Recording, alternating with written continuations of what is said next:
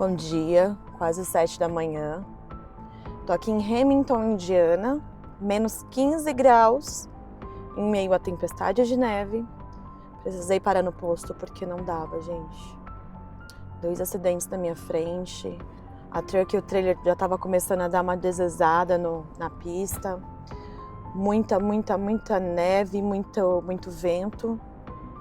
Falei, não, vamos melhor parar. Se por segurança, melhor parar. Aí tô aqui dentro tá quentinho, mas lá fora deve estar um frio daqueles, porque a sensação térmica tá de menos 27. Então, bora lá. Bora lá que eu preciso ir pro banheiro, preciso encarar esse frio.